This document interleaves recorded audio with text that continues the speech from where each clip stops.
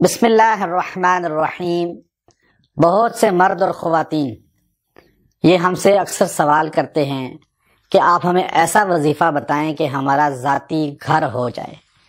ذاتی گھر ہونا، ذاتی مکان ہونا، یہ اللہ تبارک و تعالیٰ کی بہت بڑی نعمت ہے۔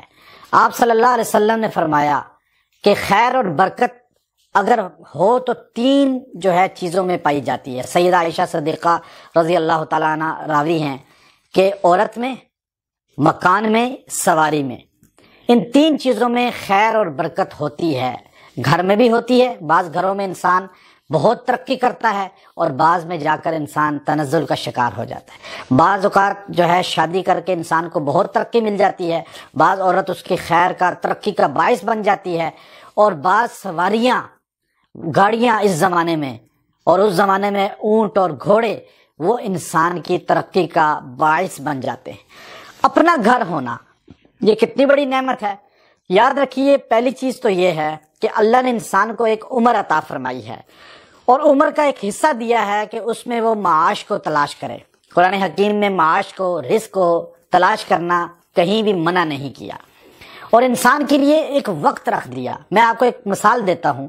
میں بیت اللہ کے چابی بردار شیخ عبد الرحمن بن صالح الشیبی کے ساتھ ایک مرتبہ کھانا کھا رہا تھا، تو آپ نے تھوڑے غصے کے ساتھ مجھے کہا کہ دیکھیں، میری اب زندگی کے تھوڑے دن باقی ہیں اور میں نے اپنے آپ کو سیٹ کرنا ہے۔ میں نے کہا جی آپ کیوں پریشان ہیں، دن کیسے کم باقی ہیں؟ انہوں نے کہا دیکھو، میں 40 سال کا ہونے والا ہوں۔ ہمارے عربوں میں مقولہ ہے، 40 سال تک جو اپنے آپ کو سیٹل کر لے گا وہ آگے کی زندگی میں پرسکون رہے گا۔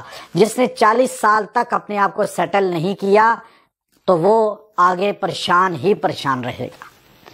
تو ہم 40 سال تک محنت کرتے ہیں، اس کے بعد محنت نہیں کرتے، بعد کی زندگی ہم سکون کے ساتھ اللہ کے ذکر میں اور عبادت میں گزار دیتے ہیں۔ پہلے محنت کر کے ہم اپنے پاس جمع کر لیتے ہیں۔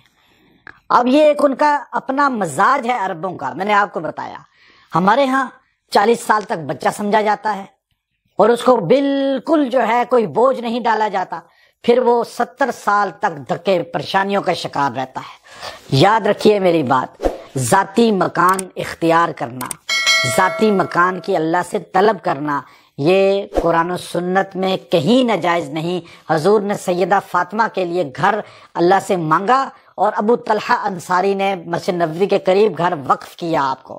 اب آپ کا کام ہے اللہ سے مانگنا۔ وہ آیت کریمہ خاص ہے سورہ اعراف کی، آپ اس آیت کریمہ کو پڑھ لیں، اللہ سے مانگیں، 40 دن پڑھیں، پھر 40 دن پڑھیں، پھر 40 دن پڑھیں، انشاءاللہ 3 چلے پڑھنے سے اللہ آپ کو ضرور ذاتی مکان دے گا، چاہے اللہ جس ذریعے سے دے۔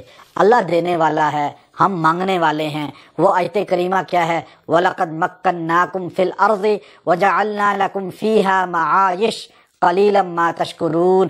اس آیت کریمہ کو 111 مرتبہ پڑھیں اور اس کے بعد دعا کریں یکسوئی سے۔ اب یہ اول آخر 3 بار درود شریف پڑھ لیں، خواتین بھی پڑھیں، مرد بھی پڑھیں، بچے ہیں تو بچے بھی پڑھیں۔ انشاءاللہ یہ عمل آپ یکسوئی سے کر لیں، اللہ تبارک و تعالی ذاتی ٹھکانہ عطا فرمائے گا، گھر عطا فرمائے گا۔ وآخر دعوانا ان الحمد للہ رب العالمین۔